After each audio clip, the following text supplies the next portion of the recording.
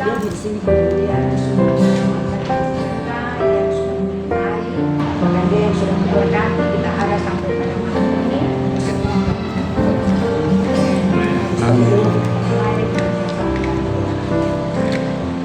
Segala puji syukur kami berikan kepada Bapa, Engkau Bapa yang baik, sungguh baik, sangat baik. Kasih-Mu tidak pernah terbatas dalam kehidupan kami. Kasih-Mu senantiasa selalu selalu oleh sebabnya Bapa, kami bersyukur hanya kepadamu malam ini. Kalau kami boleh ada di tempat ini, bahkan Engkau yang sudah memberikan waktu bagi kami rindu saat ini Bapa untuk dapat menyenangkan hati Engkau. Itulah sebabnya Bapa, kami rindu kehadiran-Mu ada di tempat ini, biar Engkau yang melawat hati kami, Engkau yang mengurapi kehidupan kami. Tuluskanlah kehidupan kami ya Bapa.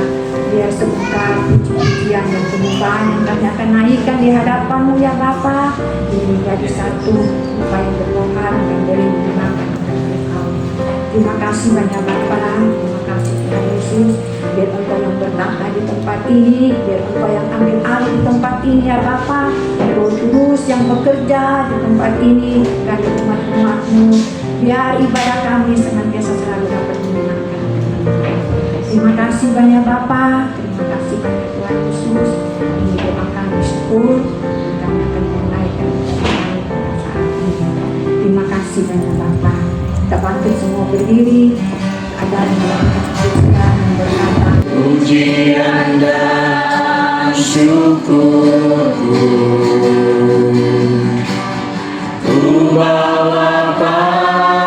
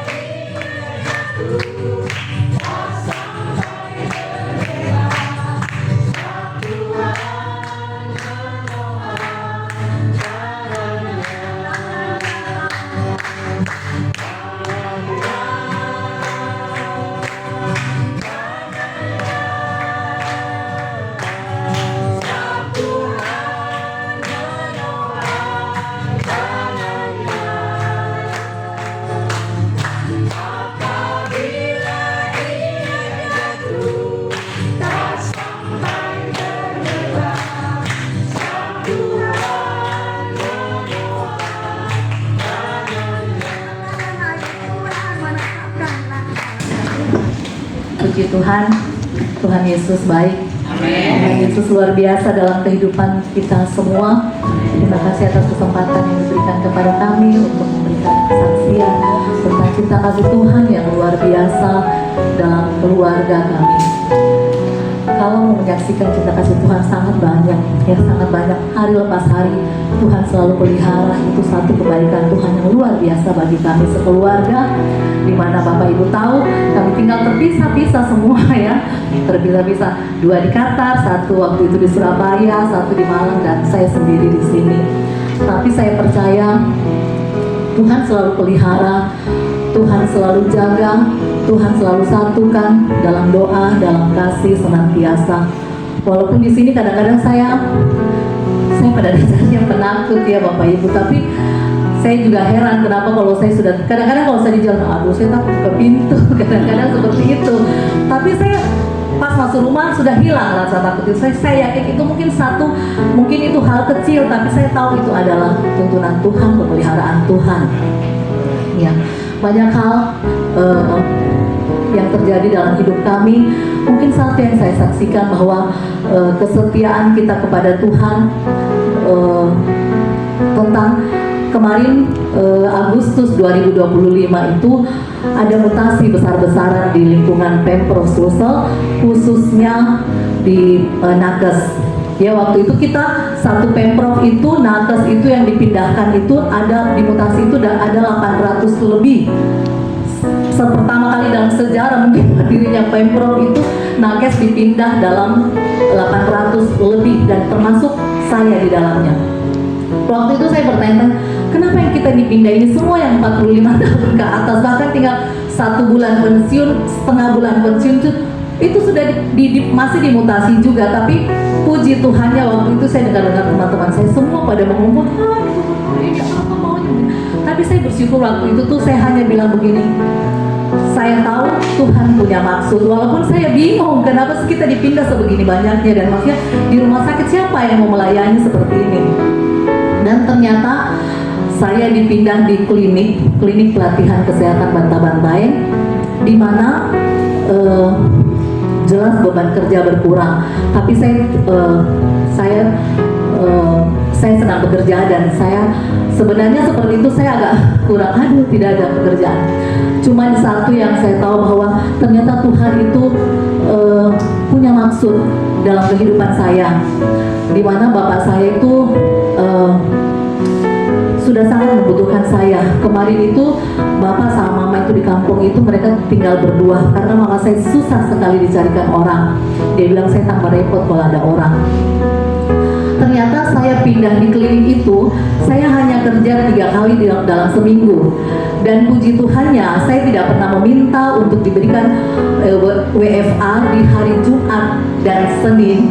Tapi ternyata itu Tuhan beri kepada saya. Saya selalu WFA itu di Selasa dan Jumat. Jadi Selasa dan Jumat. Jadi saya kadang-kadang itu Selasa, Jumat, dan Senin Kamis. Jadi kadang-kadang WFA saya itu bersambung dari Senin, Sabtu sudah libur, Minggu sudah libur, dan sambung dengan Senin. Jadi saya setiap itu pulang ke Toraja. Saya pulang ke Toraja itu saya selalu berusaha tidur nyenyak di bus supaya saya sampai di atas saya langsung kerjakan saya punya bapak, karena mama saya sudah tidak mampu lagi untuk kasih bangun, kasih mandi, dan lain sebagainya. Sebelum saya pindah di klinik, bapak saya masih bisa bangun, bapak saya masih bisa ini. Tapi setelah saya pindah di klinik, benar-benar Tuhan mengatur semuanya sedemikian rupa. Waktu itu bapak saya sudah tidak bisa bangun sama sekali, jadi harus dibangunkan, harus dimandikan, dan lain sebagainya. Saya bilang, mungkin ini, saya yakin ini bukan satu kebetulan, Tuhan sudah mengatur semuanya. Sehingga saya pulang itu saya bisa ini. Tapi puji Tuhan, kemarin saya dari Qatar, bapak saya sempat masuk ICU. Akhirnya mama saya menyerah mau dicarikan perawat. Akhirnya puji Tuhan kami dapat perawat yang luar biasa mengasihi bapak saya. Saya kadang-kadang kalau dia kasih makan di luar, saya kadang-kadang ngintip-ngintip, oh dia sayang saya, opa, saya puji Tuhan, dia sayang saya punya bapak. Jadi iya, saya kadang-kadang ngintip-ngintip, bikin apa hati di luar, dia sayang tidak ya, karena kan bapak saya sudah susah makan, lama kalau makan. Tapi dia setia, dia sabar, dia pijit-pijit, dia bilang ibu, bapak kalau dikasih makan itu lama, jadi saya pijit-pijit, dia tidak tidur. Saya puji Tuhan. Ya, semua karena kebaikan Tuhan. Kami mohon doanya selalu untuk orang tua kami, kiranya bapak masih tetap panjang umur, sehat-sehat, mama juga demikian. Kemudian satu lagi, saya bersyukur September kemarin dengan kasih Tuhan, kemurahan Tuhan, Selo boleh selesai dengan baik dan saat ini sedang mencari pekerjaan. Semoga Tuhan buka jalan. Ya, oke. Kemudian yang ini lagi yang tentang perang ini ya. Saya mau saksikan cinta kasih Tuhan tentang perang ini. Kemarin ke Selo ke sana itu tanggal 25 Februari, ternyata 28 Februari itu ada perang. Saya tanya, jadi saya waktu itu pokoknya handphone saya biasanya kalau saya tidur saya kasih mati, karena kalau bunyi kadang-kadang hilang nyawaku, kadang-kadang kalau bunyi saya kaget. Jadi saya kasih hidup terus saya punya handphone. Saya bolak-balik lihat Qatar Day.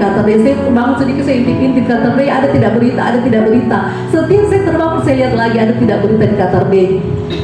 Karena waktu itu tuh betul-betul saya tanya ke suami saya, dia bilang mama tidak usah tanya-tanya karena dia tahu pasti saya takut. Mama tidak usah tanya-tanya, tidak apa-apa. Tapi sementara itu saya lihat di grup ibu-ibu itu semua heboh di grup ibu-ibu itu.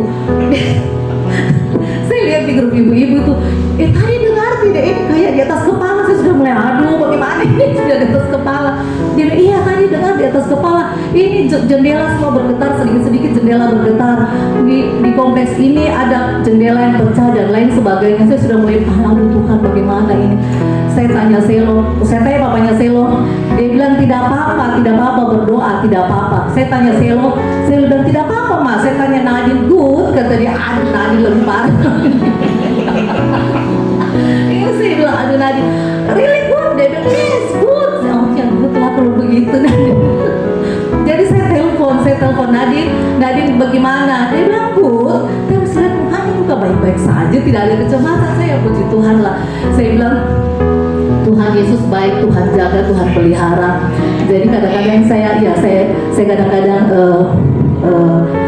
pokoknya saya mau cerita tentang perang ini. Saya tidak pernah lagi cerita dengan suami, dengan anak-anak saya di sana, tapi saya selalu bertanya ke ada ibu gembala di sana. Dia selalu bilang kita doakan bersama, akan ada deal di selanjutnya. Dan ternyata puji Tuhan selalu hampir tiba pada deadline-nya. Ada saja kesepakatan lagi, ada saja kesepakatan berikutnya. Akhirnya yang terakhir tadi ini 1,5 jam sebelum deadline-nya, 2 minggu katanya mereka. Dan kita berdoa, kami berdoa bersama-sama, kiranya 2 minggu ini akan terjadi di dalam nama Yesus. Kesepakatan ini akan seterusnya permanen ya. Karena saya selalu berdoa, karena di Qatar itu, terus terang di Qatar itu dulu waktu kami di sana sekitar 4 tahun saya di sana tuh, di sana kami gereja di IFGF Qatar. Dan saya lihat di situ betul-betul betul-betul menaruh hati untuk berdoa untuk Qatar, untuk memenangkan Qatar untuk kemuliaan Tuhan. Jadi kadang-kadang kami berkeliling, karena Qatar itu kan kecil. Jadi kadang-kadang kami ibu-ibu ini keliling dari sudut ke sudut, dari kota ke kota. Kadang-kadang kalau anak-anak sudah pergi sekolah, kami jalan berkeliling berdoa di sudut-sudut, bahkan di perbatasan. Waktu itu kita berdoa di situ, Tuhan menangkan Qatar, jadikan Qatar untuk kemuliaan Tuhan, dan Qatar akan menjadi negara pertama yang dimenangkan Tuhan. Begitu banyak, luar biasa di sana. Di sana ada, saya cerita sedikit ya. Di sana ada kompleks gereja namanya Anglikan. Kita di Anglikan kompleks itu adalah kompleks gereja. Jadi kompleksnya itu besar sekali kompleksnya, dan dijaga dengan sangat ketat. Even buku tidak boleh masuk sama sekali. Jadi kamera pun tidak boleh masuk, harus mereka yang bawa masuk. Jadi mereka mungkin diperiksa dulu baru boleh masuk. Kita masuk itu kita harus melewati detektor logam. Jadi mereka menjaga. Saya bilang negara ini pasti Tuhan pelihara, karena negara ini sangat menjaga anak-anak Tuhan di dalamnya. Jadi negara ini mengizinkan nama Tuhan dimuliakan di negaranya. Bahkan kita dijaga sedemikian rupa. Jadi kami selalu yakini itu, bahwa kalau kita berdoa di setiap sudut-sudut itu, kita selalu, bahkan kadang-kadang kita masuk di kompleks-kompleks orang-orang di sini akan dimenangkan Tuhan, orang-orang di sini akan dimenangkan Tuhan. Jadi demikian pula saat ini tuh saya selalu bilang dalam hati bahwa Qatar akan aman dalam tangan Tuhan, karena di sana banyak anak-anak Tuhan yang berdoa. Kompleks itu hanya boleh kita sewa per peta itu mungkin agak panjang, mungkin sebesar gereja, tidaklah, mungkin agak panjang sedikit dari ini, kita sewa per 2 jam, tidak boleh lewat dari 2 jam. Jadi karena jadi kita datang tuh bawa alat musik, disetting kembali, kemudian selesai kita bongkar lagi kembali, orang datang lagi, mereka setting lagi, mereka punya alat musik dan latar-latar. Jadi seperti itu. Dari mereka mengizinkan kita gereja itu Jumat dan Sabtu, karena hari libur di sana itu di hari Jumat dan Sabtu. Minggu sampai Kamis itu adalah hari sekolah, hari kerja. Jadi kita diizinkan bergereja di hari Jumat dan Sabtu. Jumat dan Sabtu itu full dari pagi sampai malam gerejanya. Jadi saya bilang, Qatar ini ternyata banyak anak Tuhan yang berdoa. Semoga negara Timur Tengah pun demikian, dan selalu kami selalu berdoa kiranya Qatar menjadi negara pertama yang Tuhan menangkan untuk kemuliaan Tuhan. Ya, banyak kasih Tuhan. Termasuk kemarin Kevin berangkat tanggal 1 April. Saya bilang, Kevin tidak usah Kevin berangkat, tapi Kevin bilang, tapi saya punya ini expired di tanggal 2 April mah, jadi saya harus berangkat. Besar sekali keinginannya. Jadi saya sudah berangkat dalam nama Yesus. Tuhan jaga Kevin tiba dengan selamat, dan ternyata itu terjadi. Kevin tiba dengan selamat. Malam itu juga tidak ada alarm yang bunyi di Qatar, berarti aman, perjalanan aman. Puji Tuhan, banyak cinta kasih Tuhan, tapi satu, bahwa Tuhan begitu mengasihi kami sekeluarga. Terima kasih.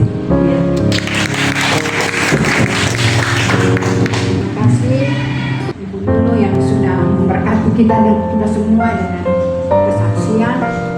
Saya percaya bagi anak-anaknya yang setia dan mengasihi Tuhan, dia tidak pernah meninggalkan kita semua. Bahkan saya juga percaya Ibu Nunu sekeluarga tidak pernah Tuhan tinggalkan, karena kesetiaannya Ibu Nunu dari pertama kepada Ibu sampai di GTC, pelayanannya Ibu Nunu bersama Pak Yohanes tetap terus, tidak pernah lalai. Nah, ini mungkin yang menjadi kesaksian Ibu Nunu, Tuhan Yesus tidak pernah meninggalkan seperti apapun, walaupun banyak peperangan. Tapi kalau anak-anak Tuhan yang setia, yang selalu mengasihi Tuhan, yang selalu mengenalkan Tuhan, dia senantiasa selalu pelihara. Dan saya percaya juga Ibu Nunu mungkin Tuhan tidak akan izinkan bersama-sama dengan Pak Yohanes, sama karena saya Ibu Nunu ini sayang sekali sama orang tua yang itu raja. Papanya itu saya lihat Ibu Nunu ini berani apa itu cukur rambut.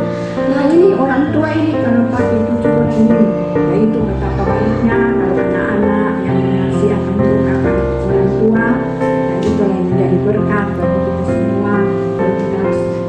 Kita lagi mendahulukan orang tua juga. Biasa kalau orang tua yang sudah tua, anak-anak pikir kenapa kita mau selalu pelihara atau menjaga, tapi kasih Tuhan yang selalu memberikan hati bagi Ibu Nunu, sehingga Ibu Nunu saya percaya selalu Tuhan tidak pernah meninggalkan. Makanya walaupun ada peperangan, walaupun ada tantangan di Qatar, tapi Tuhan selalu jaga. Jangan selalu bimbang, jangan khawatir, Tuhan selalu sertai. Saya juga berterima kasih, bersyukur orang ini jemaat yang jauh ini sudah datang ini. Minggu-minggu ke depan saya percaya selalu ada di tengah-tengah mereka, biar kita sama-sama ada di tempat ini. Dan saat ini mari kita bangkit semua, kita mau bawa pujian yang berkata, tiada berkesudahan kasih setia. Hari demi hari telah kulihat kasih-Mu, hidupku. Tuhan Yesus baik, sungguh amat baik, untuk selama-lamanya. Tuhan Yesus baik, Tuhan Yesus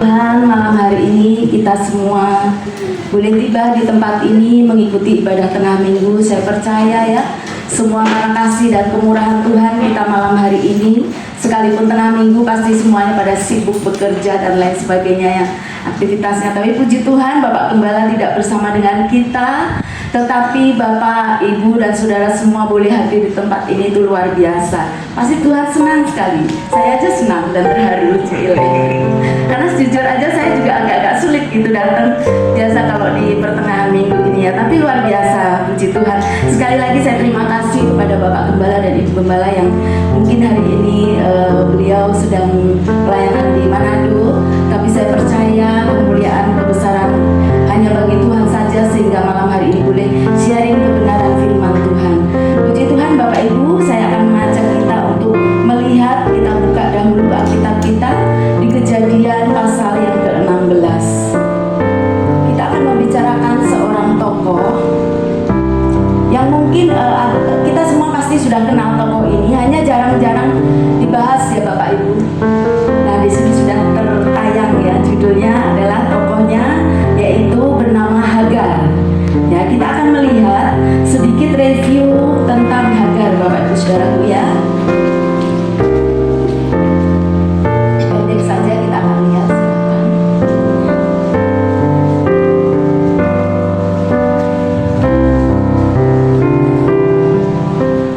Mungkin suaranya. What if the only name ever given to God by a human being did not come from a prophet, a priest, or a king, but from a slave?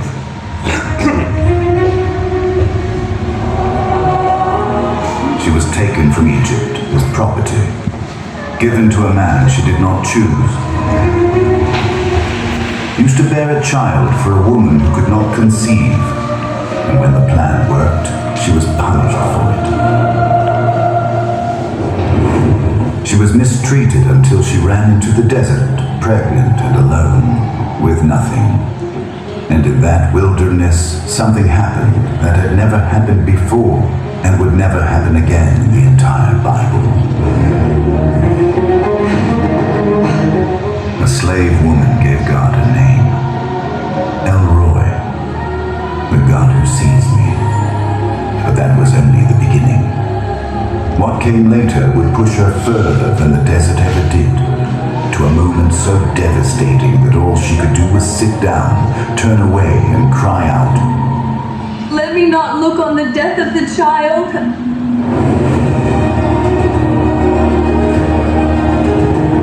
This is the true story of Hagar, a woman the world discarded and the God who refused to look away.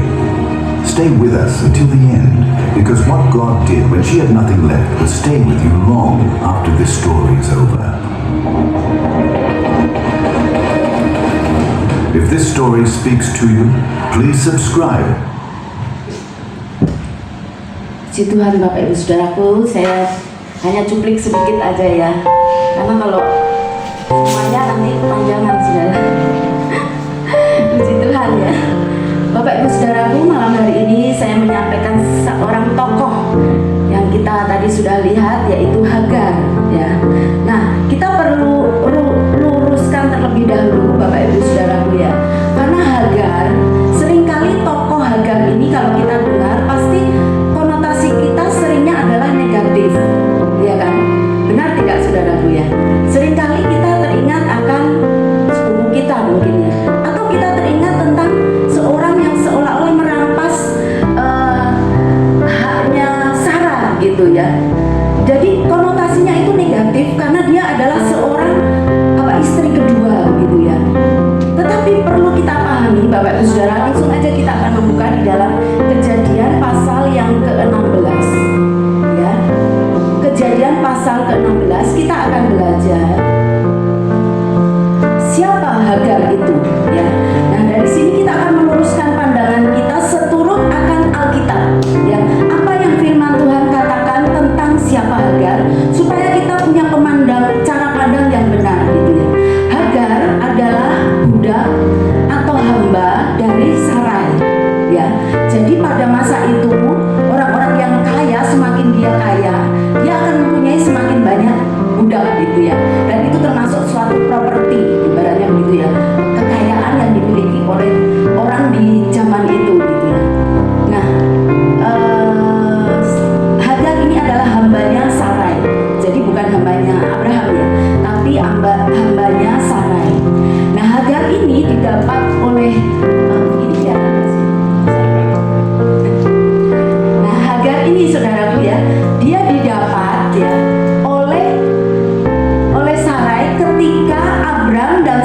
Sarai ini mereka mengungsi ke Mesir.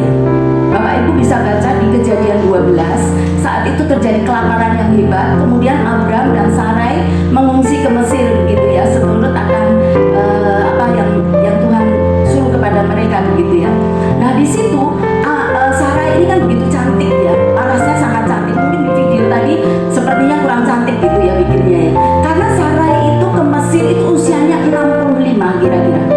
65, tapi Raja Mesir itu masih naksir Sarai, Bapak Ibu. Jadi bayangkan, berarti kan cantik gitu ya. Jadi memang bukan main-main Sarai ini. Nah karena dia takut kalau Sarai ini dibilang istrinya nanti Abram dibunuh, kemudian Sarai diambil gitu kan. Jadinya Abram mengatakan, ngaku aja kamu sebagai adikku, kan begitu kan ya. Terus kemudian di situ Bapak Ibu bisa baca sendiri bahwa akhirnya Raja Mesir itu tahu ada kejadian-kejadian yang diperingatkan oleh Tuhan melalui Raja Mesir ini, sehingga akhirnya dia tahu bahwa itu ternyata adiknya gitu. Intinya Raja Mesir itu merasa bersalah dan kemudian dia melepaskan Abram dan Sarai dan diberi apa itu namanya ternak ya, ternak dan properti. Nah salah satunya budak, beberapa budak itu ya, salah satunya adalah Hagar. Karena itu Hagar berasal dari Mesir gitu Bapak Ibu. Itu asal usulnya Hagar gitu ya. Nah kemudian kita akan membaca langsung Kejadian 16. Kita tidak membaca keseluruhan ya, supaya kita cepat mengejar waktu ya. Tetapi saya akan lompat-lompat saja ya. Kita tahu kisah latar belakangnya bagaimana Sarai ini adalah seorang yang belum punya anak dan mereka sedang menanti-nantikan janji Tuhan begitu ya. Tapi sekian lama ya, sampai mereka sudah menjadi tua, kok tetap gak ada anak ini, belum datang-datang juga. Nah kemudian berkatalah Sarai kepada Abram. Kita baca ayat yang kedua Bapak Ibu ya. Lihat simak masing-masing di Alkitabnya. Berkatalah Sarai kepada Abram, engkau tahu Tuhan tidak memberi aku melahirkan anak. Karena itu baiklah hampiri hambaku itu, mungkin oleh dialah aku dapat memperoleh seorang anak. Dan Abram mendengarkan perkataan Sarai ya. Dan Abram mendengarkan perkataan Sarai. Jadi Sarai istri Abram itu mengambil Hagar hambanya orang Mesir itu, yaitu ketika Abram telah 10 tahun tinggal di tanah Kanaan, lalu memberikannya kepada Abram suaminya untuk menjadi istrinya. Abram mengambil Hagar lalu mengandunglah perempuan itu. Singkat cerita Bapak Ibu ya, Abram nurut sama apa yang dikatakan oleh Sarai. Kemudian menikah ya, dan akhirnya Hagar ini mengandung gitu Bapak Ibu. Bapak Ibu bisa simak di ayat yang ke-2b itu ya tadi ya. Nah sekarang kita lihat ya, intinya dari sini kita bisa lihat bahwa Hagar itu diberikan oleh Sarai nyonyanya ya. Jadi Hagar itu bukan pelakor ya, bukan yang mengambil suami orang, kalau sekarang istilahnya begitu ya. Jadi Hagar bukan pelakor Bapak Ibu Saudaraku, tetapi Hagar adalah seorang budak yang sudah dibeli. Jadi dia tidak berdaya, dia tidak mungkin menolak. Budak harus dibedakan dengan ART ya Bapak Ibu, dengan karyawan pegawai itu beda ya. Budak itu statusnya dibeli dan dia tidak punya kuasa atas dirinya. Semuanya pertanggungjawaban nyonyanya, dalam hal ini adalah Sarai. Jadi begitu Sarai menyuruh A, dia harus melakukan A, B, B gitu. Tidak ada pilihan karena itu adalah budak Bapak Ibu ya.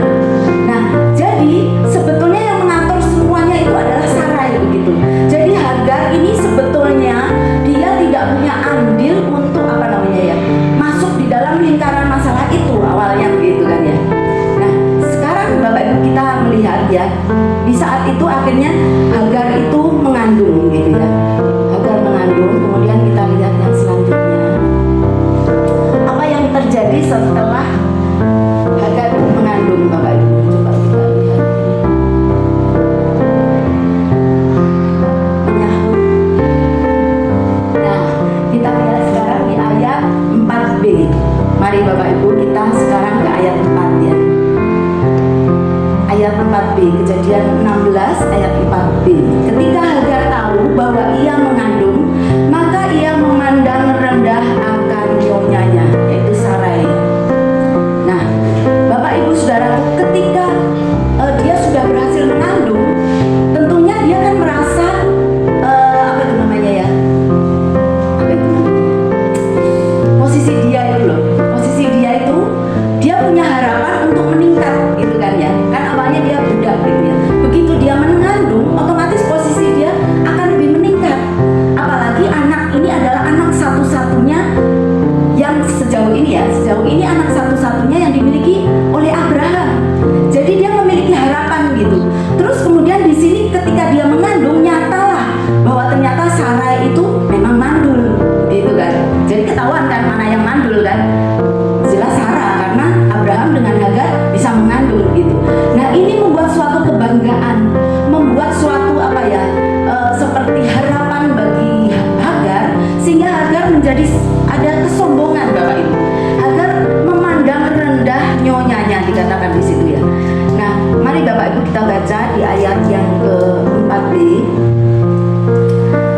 dikatakan bahwa ia memandang rendah akan nyonyanya itu. Kemudian ayat yang kelima, lalu berkatalah Sarai kepada Abram.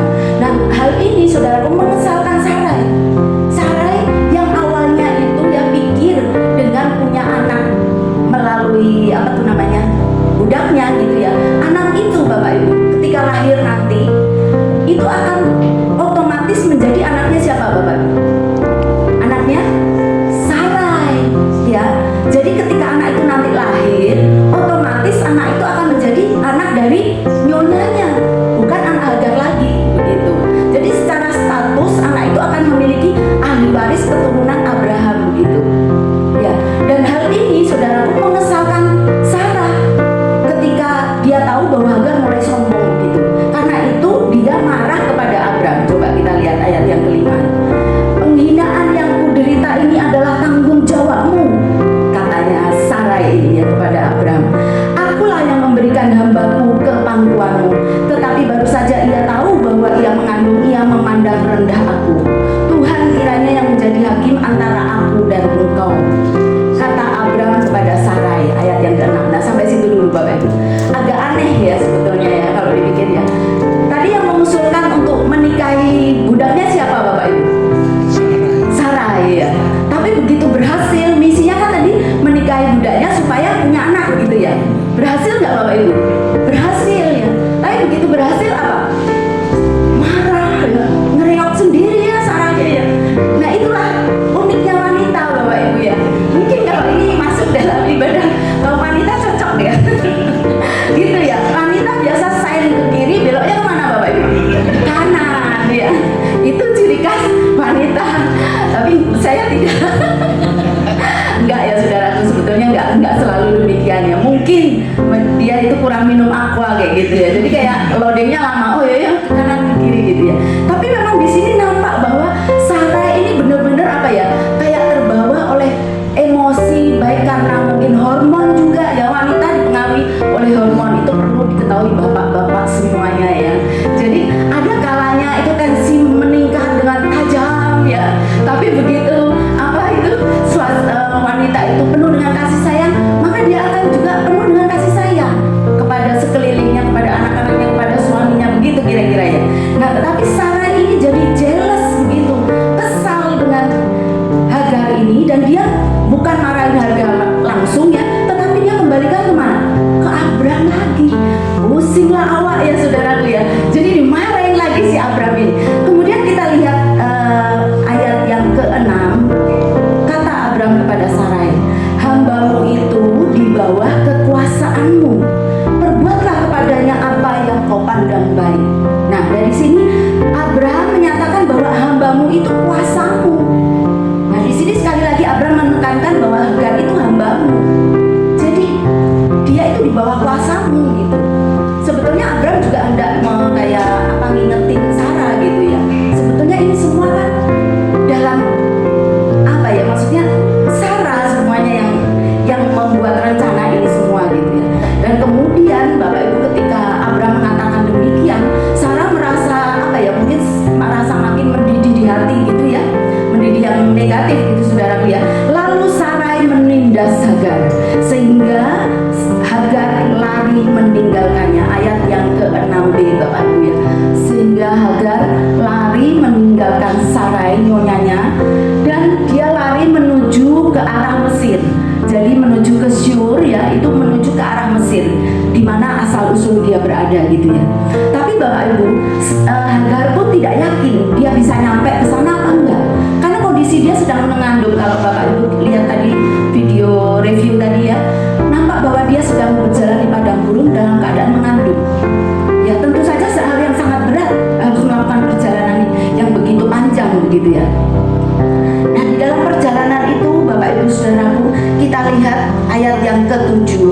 Ada hal yang menarik di dalam ayat yang ke-7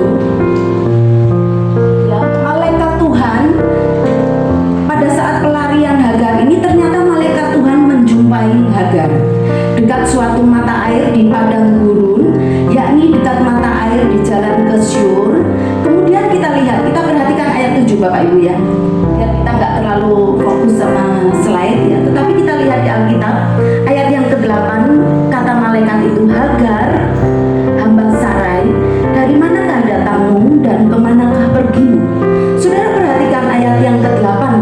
saudaraku, malaikat Tuhan itu memanggil Hagar.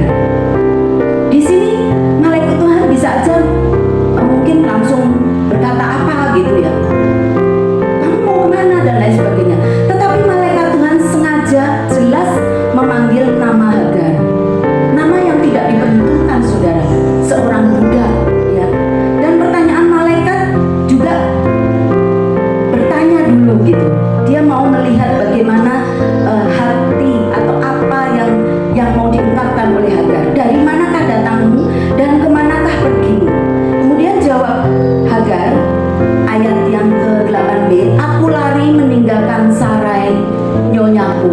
Nah Bapak Ibu Saudaraku, ketika Hagar menjawab ini ya, dia menjawab dengan jujur. Dia langsung terus terang, dia bilang, saya meninggalkan nyonyaku. Kita teringat saudaraku ya dengan jawaban Kain ketika ditanya, di manakah Habil adikmu gitu ya kan. Kemudian Kain menjawab, apakah aku penjaga adikku ya. Terus kemudian ketika Adam juga jatuh ke dalam dosa gitu ya, saat itu juga Adam seperti berkelit ya, dia mengatakan, Tuhan, perempuan yang kau berikan ini, dia yang memberikan buah itu kepadaku ya, seperti itu kan ya kira-kira ya. Jadi dia berkelit, muter gitu kayak cari apa itu ya, cari alasan atau berkelit seolah-olah dia mau mengatakan bahwa begini dan begitu sehingga aku begitu gitu ya, kayak defensif duluan kayak gitu ya. Tetapi beda dengan Hagar.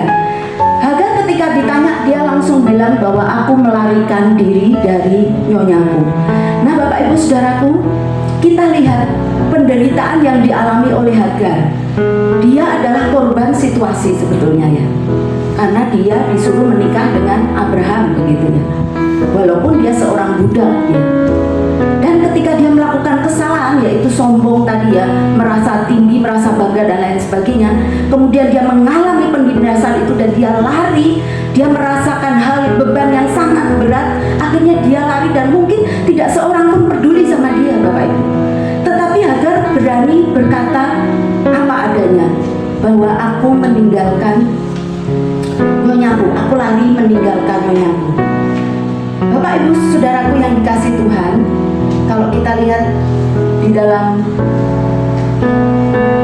ya, ini menunjukkan bagaimana malaikat Tuhan memanggil Hagar dengan nama Hagar langsung.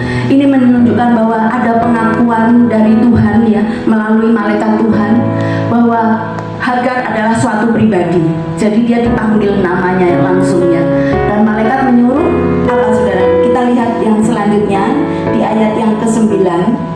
Lalu kata malaikat Tuhan itu kepadanya, saudara, kira-kira kalau kita ini ya mengalami hal yang berat gitu ya, kita diperlakukan yang gak enak, mungkin sama atasan kita, mungkin sama orang yang kita gak bisa kendalikan dia ya. Kalau kita dimarahin oleh orang mungkin yang selevel, atau mungkin anak kita protes gitu, mungkin kita dengan mudah ya akan menjawab gitu ya. Tetapi kalau yang bertindak itu adalah orang yang memiliki otoritas di atas kita, pasti lebih sulit Bapak Ibu ya situasinya ya. Atau mungkin ada hal yang memang kita nggak bisa ungkapkan dalam hal-hal yang kita hadapi, ketidakadilan yang mungkin kita alami, yang kadang-kadang terjadi dalam hidup kita ya, atau orang menyakiti kita kan berdoa biasanya ya, kita berdoa gitu, Tuhan aku mengalami ini yang kita curhat sama Tuhan, Tuhan aku mau mengampuni, biar Engkau saja Tuhan yang membalas orang itu. Biasanya kan begitu ya kata-katanya ya. Nah berarti saudaraku belum bisa mengampuni. Karena apa? Tadi kita bilang biar Tuhan yang membalas.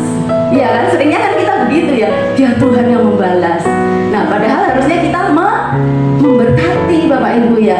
Harusnya kita berdoa untuk memberkati orang itu. Tapi seringkali yang terbersit sejujurnya, seringkali kita mikir biarlah Tuhan yang membalas, kayak gitu ya. Seringkali jujur aja kita seringnya begitu ya. Tetapi kita lihat saudara, apa yang dijawab oleh malaikat Tuhan. Mari kita akan lihat di ayat yang ke-9. Aku lari meninggalkan sarai nyonyaku. Lalu kata malaikat Tuhan itu kepadanya, kembalilah kepada nyonyamu. Biarkanlah engkau ditindas di bawah kekuasaannya. Nah ini aneh nih saudara. Sepertinya aneh tanda kutip gitu. Biarkanlah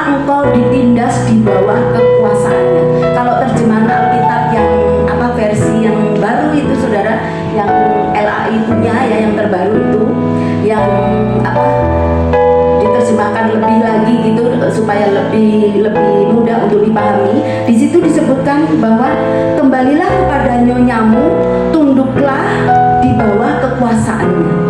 Begitu saudara, intinya seperti itu, tunduklah di bawah kekuasaannya. Jadi bukannya Sarah yang bakal dibales gitu ya, ibaratnya cubit deh Sarah misalnya kayak gitu ya, enggak saudaraku, tetapi malah Hagar ini disuruh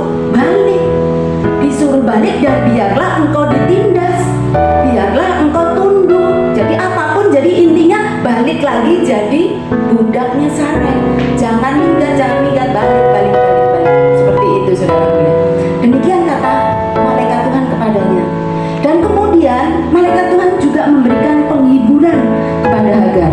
Kita akan lihat di ayat yang ke-10 Bapak Ibu ya. Di ayat yang ke-10 lagi kata malaikat Tuhan itu kepadanya, aku akan membuat engkau sangat banyak, aku akan membuat sangat banyak keturunanmu sehingga tidak dapat dihitung karena banyaknya. Selanjutnya kata malaikat Tuhan itu kepadanya, engkau mengandung dan akan melahirkan seorang anak laki-laki dan akan menamai dia Ismail, sebab Tuhan telah mendengar tentang penindasan atasmu. Ya Bapak Ibu, ayat 10 dan 11. Jadi disuruh balik, terus kemudian malaikat Tuhan menambahkan lagi, aku akan membuat keturunanmu sangat banyak. Berarti akan melahirkan gitu ya. Terus kemudian dijelaskan bahwa akan melahirkan seorang yang bernama Ismail, sebab Tuhan telah mendengar penindasanmu. Bapak Ibu, peristiwa ini mengingatkan kita kepada Maria ibu Tuhan Yesus ya. Jadi salah satu orang yang dikasih petunjuk bahwa dia akan melahirkan seorang anak dan kemudian anak itu akan begini dan begitu, salah satunya adalah Hagar, saudara. Gak main-main loh Hagar ini sebetulnya jadinya. Ya, salah satunya adalah Hagar. Kalau Sarai, saudaraku ya, dibilang akan mempunyai anak laki-laki kan, ya kan? Tetapi yang dikasih tahu siapa saudaraku? Abraham. Walaupun di situ ada Sarai, kemudian Sarai tertawa kan, dia merasa apakah masih bisa memiliki anak di usia tuaku ini. Ya, tapi yang lebih dulu Tuhan mengarahkan kepada Abraham, walaupun ada Sarai di sampingnya, tapi komunikasinya lebih ke Abraham. Kalau Hagar ini antara Tuhan melalui malaikatnya langsung kepada Hagar, seperti Maria pada saat akan mengandung Tuhan Yesus. Ya, malaikat juga menyampaikan kepada Maria ibu Yesus. Nah ini saudaraku, kita melihat bahwa malaikat Tuhan sendiri yang bicara kepada Hagar, seorang yang sama sekali statusnya tidak berharga ya, statusnya tidak berharga, tidak diingat, orang asing lagi, plus orang yang sudah melakukan kesalahan fatal. Dia seorang yang sudah meninggikan diri, sombong gitu ya. Kemudian dia terpuruk ya. Kemudian dia lari meninggalkan nyonyanya. Berarti dia lari saudaraku dari tugasnya. Kita ingat peristiwa juga Nabi Elia ya, ketika dia juga merasa putus asa dan dia kemudian bersembunyi di bawah pohon ara. Malaikat Tuhan juga datang mengunjunginya. Bapak Ibu saudaraku, kita akan membuka di dalam firman Tuhan Mazmur pasal yang ke-34. Kita akan buka Mazmur pasal yang ke-34 ayat yang ke-19. Demikian firman Tuhan berkata ya, Tuhan itu dekat kepada orang-orang yang patah hati dan ia menyelamatkan orang-orang yang remuk jiwanya. Kemalangan orang benar banyak, tetapi Tuhan melepaskan dia dari semuanya itu. Sampai di situ ya. Saya mau menekankan bagaimana Tuhan itu dekat kepada orang yang patah hati dan remuk jiwanya. Salah satunya saat ini adalah Hagar, Bapak Ibu. Mengapa Tuhan begitu penting melawat Hagar ini? Kalau dipikir siapa dia itu gitu ya. Apalagi Tuhan berjelas-jelas memilih Sarah untuk menjadi ibu dari anak perjanjian. Tetapi Tuhan adalah Tuhan yang penuh dengan kasih karunia, Bapak Ibu. Kalaupun rencana Tuhan itu sempat dibikin ruwet atau dibikin kacau oleh Sarah, dengan tadi Sarah membantu supaya cepat punya anak gitu ya, tapi Tuhan sanggup membalikan itu semua keadaannya.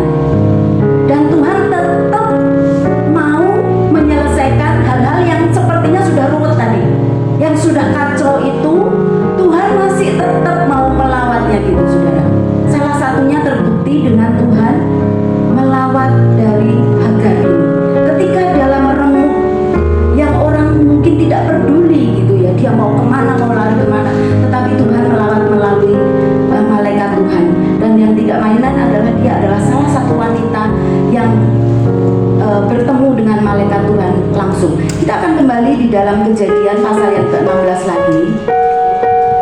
Kita belajar ya untuk merunut kebenaran firman Tuhan Alkitab. Kita belajar membaca, kemudian kita belajar mengetahui sejarah-sejarah Alkitab supaya kita tahu gitu saudaraku ya, Tuhan mau bicara apa, dan kita semakin hari semakin mencintai firman Tuhan ya. Jadi kita banyak baca Alkitab malam hari ini. Kemudian yang selanjutnya ayat yang ke-12 ya. Ayat yang ke-12 tadi sudah ya. Maaf, ayat yang berapa tadi? Ayat yang selanjutnya kata malaikat, oh ya, ayat yang ke-11 ya. Kemudian dilanjutkan lagi ayat yang ke-12. Malaikat Tuhan berkata, seorang laki-laki yang lakunya seperti keledai liar, demikianlah nanti anak itu, tangannya akan melawan tiap-tiap orang, dan tiap-tiap orang akan melawan dia, dan di tempat kediamannya ia akan menentang semua saudaranya. Nah, ini ada pelajaran tersendiri sebetulnya ya Bapak Ibu Saudaraku ya. Di sini dikatakan seperti keledai liar, dan ini juga banyak mengasumsikan negatif gitu ya. Sebetulnya keledai liar ini saya hanya petik sedikit gitu ya. Keledai liar di sini sebetulnya maksudnya adalah seorang yang tangguh menghadapi padang gurun, saudara. Itu artinya keledai liar di sini ya. Jadi konotasi kita itu tentang Hagar, tentang Ismail ya, seolah kayak orang yang kayak sulit diatur dan lain sebagainya begitu ya. Seolah kayak ya begitulah ya Bapak. Saya nggak perlu menceritakan dengan vulgar ya. Tetapi sebetulnya keledai liar ini adalah hal yang positif, saudaraku. Di mana dia adalah seorang yang tangguh, berani melawan hal-hal apapun yang ada di padang gurun gitu loh. Jadi kayak dia akan kuat di alam rimba gitu ya. Dia akan kuat. Nah, karena dia sangat percaya diri, karena dia berani dan dia mandiri gitu ya, maka dia tidak mudah diombang-ambingkan ya, dikatakan demikian. Dan karena itu banyak orang yang akan juga melawan dia gitu, karena dia nggak mudah nurut. Memang dia tidak mudah nurut, tidak gampang gitu saudaraku. Jadi ibaratnya seperti itu kira-kira ya. Tapi kemudian arahnya ke sini tidak, itu ada sejarahnya kembali gitu saudaraku ya. Tetapi itu secuplik tentang keledai liar. Karena Isakar juga disebut ya keledai liar juga Bapak Ibu saudaraku. Ya, jadi jangan kita langsung negatif gitu. Sebetulnya Tuhan tuh mencintai semua orang, termasuk orang dari Mesir, Hagar, termasuk juga Ismail. Saudara mesti ingat bahwa Ismail adalah keturunan Abraham. Berarti dia berhak menikmati janji yang Tuhan juga berikan. Dan dalam arti menjadi bangsa yang besar juga, seperti yang Tuhan katakan. Nah, kemudian kita lanjutkan ya, ayat yang ke-13. Ini ayat yang sangat penting untuk kita pada malam hari ini. Kita mau lihat di sini. Kemudian Hagar menamakan Tuhan yang telah berfirman kepadanya itu dengan sebutan Engkaulah El Roi. Sebab katanya, bukankah di sini kulihat Dia yang telah melihat aku.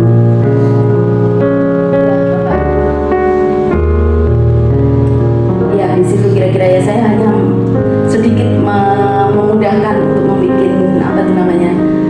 ringkasan begitu ya. Jadi Bapak Ibu perhatikan di sini. Ketika Hagar ini tahu bahwa Tuhan itu, dia merasa wow gitu ya. Dalam kesesakannya Tuhan memanggil dia melalui malaikatnya. Dia jelas mendengar nama dia dipanggil. Terus kemudian Tuhan malah memberikan janji-janji bahwa anaknya akan menjadi seorang yang besar, keturunan yang besar, bangsa yang besar. Karena itu dia sangat takjub. Sebab selama ini orang gak peduli akan dia. Nasibnya bagaimana orang gak peduli saudara.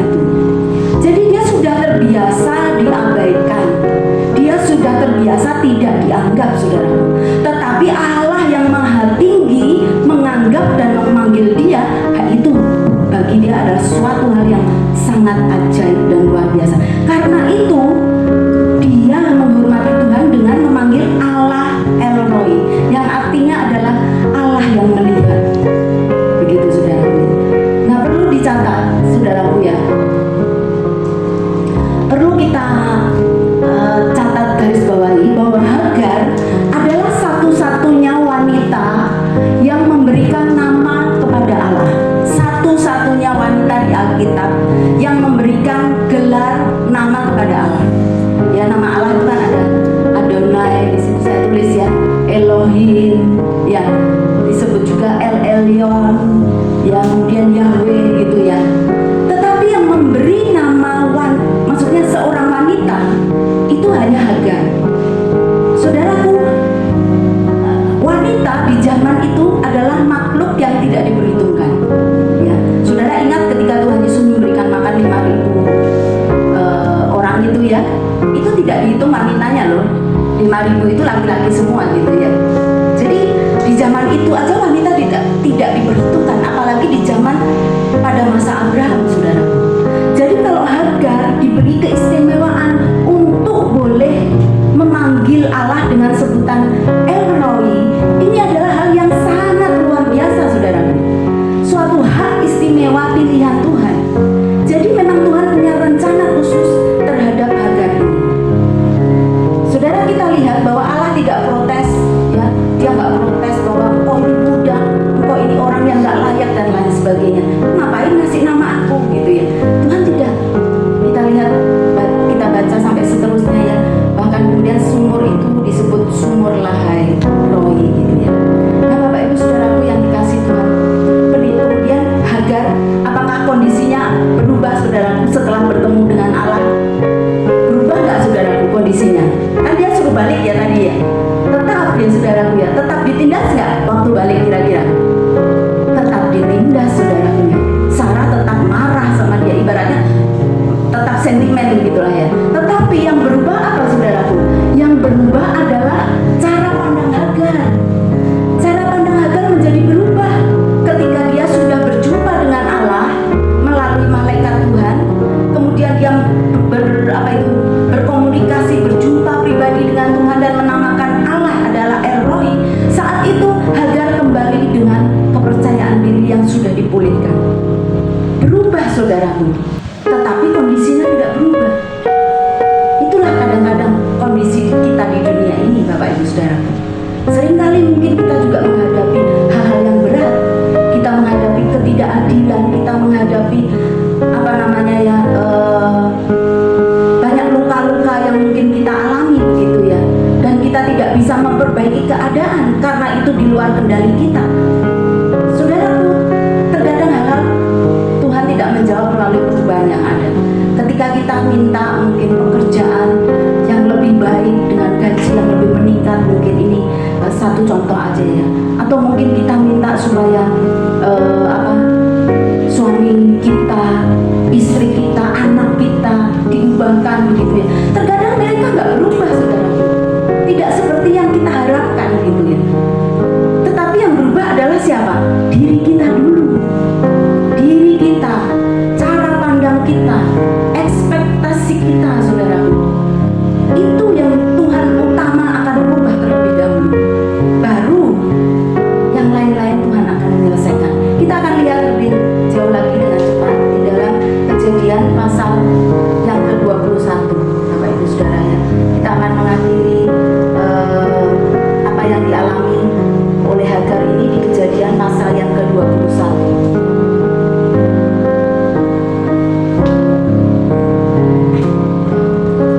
Kejadian 21 ayat yang ke-8, kita lihat bagaimana Hagar kemudian diusir oleh, ini sudah kembali ya tadi ya, ceritanya sudah kembali, kemudian berlanjut waktu ya, kemudian Ismail kan lahir begitu ya. Dan setelah Ismail lahir, kemudian beberapa tahun, kira-kira 14 tahun kemudian ya, Sarah akhirnya mengandung gitu kan ya, kalau Bapak Ibu ikuti ceritanya ya. Jadi Sarah akhirnya mengandung dan melahirkan Ishak, anak perjanjian itu. Nah setelah Ishak ini lahir saudaraku ya, kita lihat ayat yang ke-8 ya, Kejadian 21 ayat yang ke-8. Setelah Ishak lahir kan kemudian itu dirayakan gitu ya, dirayakan untuk apa itu saudaraku? Sapi ya, disapi ya Ishak itu, betul nggak Bapak Ibu? Ya, ketika disapi itu kira-kira usianya 2 atau 3 tahun gitu ya. Dan kemudian di situ nampak bahwa Ishak ini sedang bermain dengan Ismail.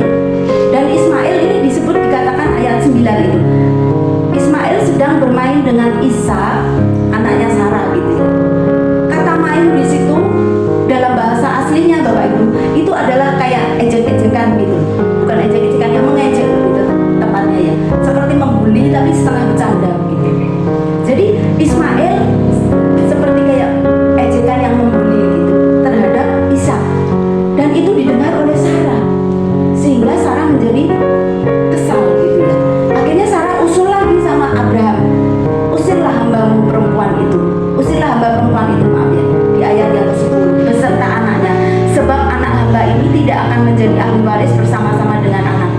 Nah saudaraku, dengan usul Sarah ini kira-kira menurut Bapak Ibu Saudara gimana? Abraham, pendapat Abraham gimana kira-kira? Sedih nggak Bapak Ibu? Sedih ya. Ismail itu anaknya loh, dan dia sempat bermain-main dengan Ismail, menikmati masa apa itu ya, father and son ini kisaran 14 tahun ya, 14 atau 13 ya, kisaran itu ya.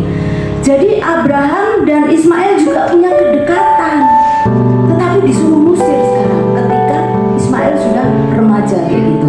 Pasti sedih saudara. Itu dikatakan juga oleh firman Tuhan di ayat yang 11. Hal ini sangat menyebalkan Abraham oleh karena anaknya itu. Tetapi kata Allah ayat 12, tetapi firman Tuhan kepada Abraham, janganlah sebal hatimu karena hal anak dan budakmu itu dalam segala yang dikatakan Sarah haruslah engkau mendengarnya, sebab yang akan disebut keturunanmu ialah berasal dari Ishak. Jadi Bapak Ibu ya, ternyata apa yang dikatakan oleh Sarah untuk mengusir itu juga sesuai dengan kehendak Tuhan. Nah baru kali ini nih Sarah bertindak sesuai kehendak Tuhan. Jadi rupanya ada maksud Tuhan ditaruhkan di hati Sarah begitu. Mengapa saudaraku harus diusir? Kalau kita pelajari ya, saya ajak kita untuk belajar gitu ya, maksudnya tentang ini sejarah ya. Bagus sebetulnya saudaraku. Banyak rahasia-rahasia Tuhan yang bisa kita ketahui melalui kebenaran firman Tuhan dalam sejarah ini ya.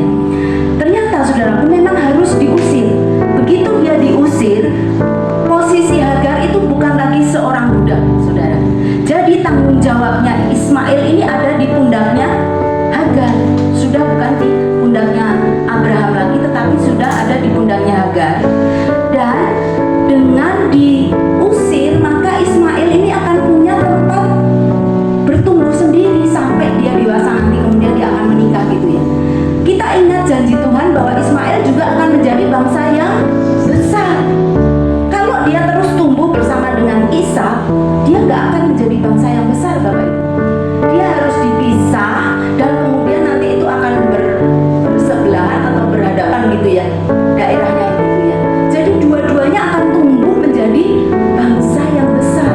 Bahkan kalau Bapak Ibu Saudara pelajari ya, nantinya itu firman Tuhan juga katakan bahwa akan menjadi ada 12 raja-raja akan tumbuh melalui keturunan Ismail ini. Nah di sini kita lihat Hagar. Kembali ke laptop ya, kembali ke Hagar Bapak Ibu. Ketika diusir itu keadaan Hagar seperti flashback di masa kemarin itu, waktu dia mengandung. Bangunlah ya, di ayat 17 kita melihat ya. Maaf, ayat yang ke-15 ya.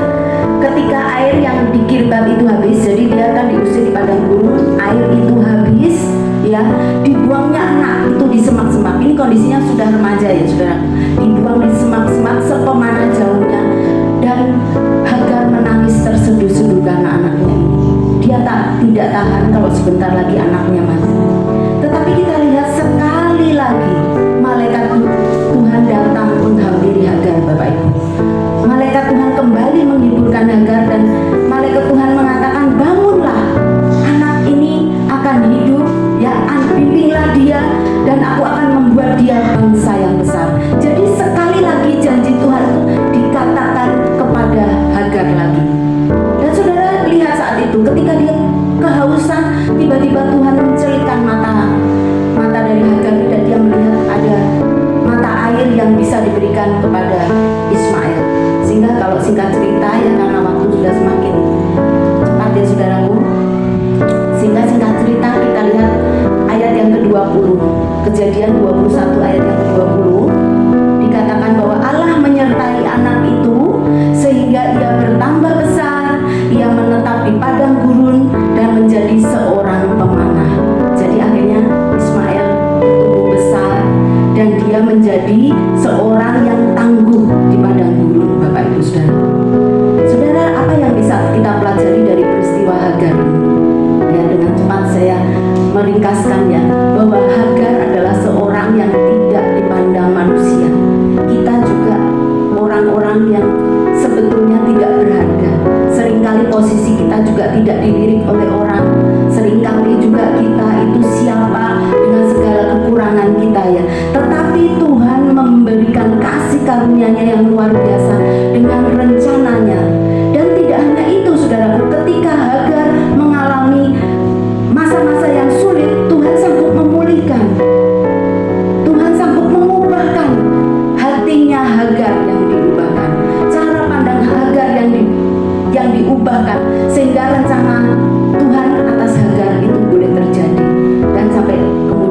lihat Ismail bertumbuh dan menjadi saudaranya Ishak.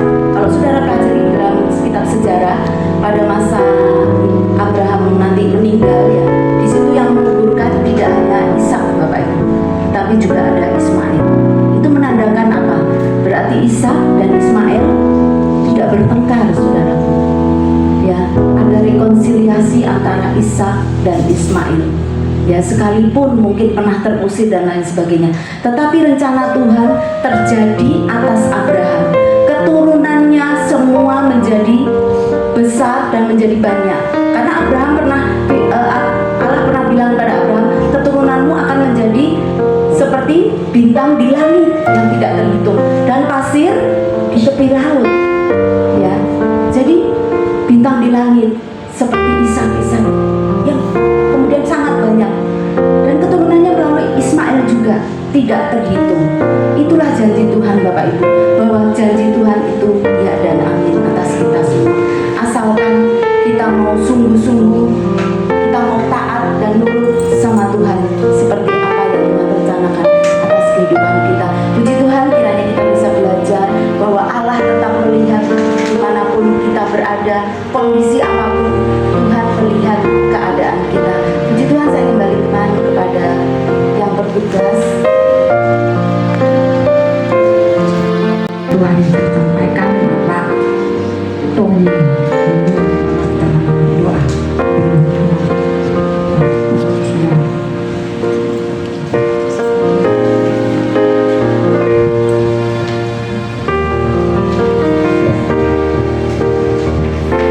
Kita tunduk kepala dan kita satu dalam doa. Kami bersyukur dan kami berterima kasih buat anugerah Tuhan yang selalu limpah dalam hidup kami. Terima kasih Tuhan Yesus buat kebenaran firman Tuhan yang telah dibagikan oleh hamba-Mu pada malam hari ini. Kami percaya Tuhan, tidak ada rencana-Mu yang akan gagal dalam hidup kami. Biarlah kami mempunyai ketegaran hati yang kuat seperti Hagar, seperti firman Tuhan pada malam hari ini, bahwa Engkau Allah yang selalu akan mengangkat kami, dan biarlah rancangan Tuhan yang terbaik itu terjadi dalam hidup kami. Berkati hamba-Mu yang telah menyampaikan kebenaran firman Tuhan pada malam hari ini. Berkati sebagai ibu rumah tangga, berkati dalam rumah tangga, berkati suaminya, berkati anak-anaknya. Biarlah Tuhan selalu memberikan pengurapan yang lebih lagi, menjadi berkat bagi banyak orang. Dan biarlah Tuhan Yesus setiap firman yang dibagikan, banyak orang diberkati oleh Tuhan. Terima kasih Tuhan Yesus, terima kasih buat kebenaran firman Tuhan. Kami menerima firman Tuhan pada malam hari ini, dan kami semua mendapat kekuatan yang baru, mendapat kewahyuan yang baru dari Tuhan.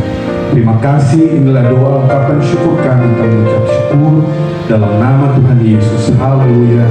Amin. Ini kita akan memberi persembahan satu angkat pujian. Tuhan tetapkan langkah.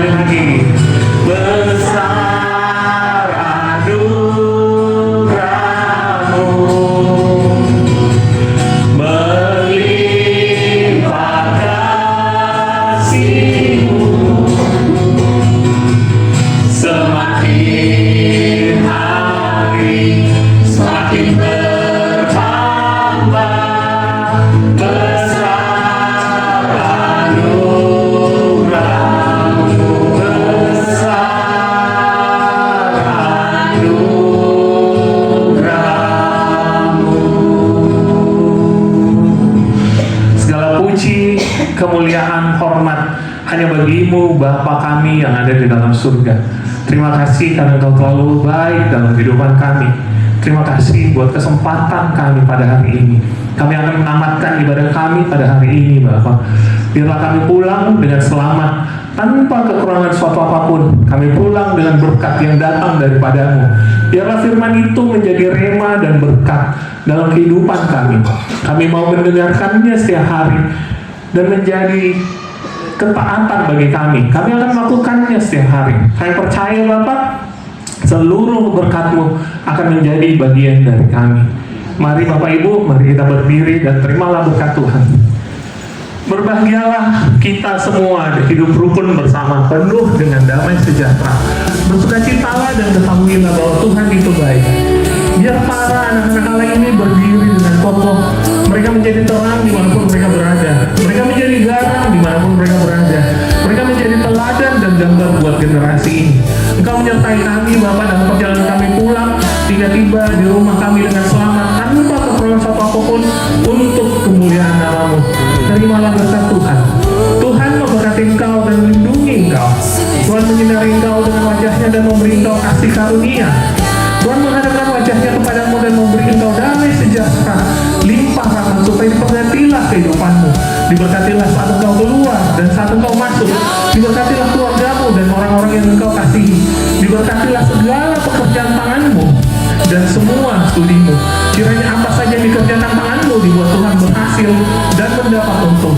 Kiranya tangan-tanganmu ini menjadi tangan kesembuhan dan tangan pemulihan buat semua orang yang engkau jumpai.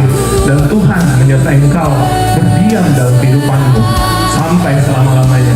Hanya di dalam satu nama yang besar, yaitu di dalam nama Tuhan Yesus Kristus. Haleluya. Amin.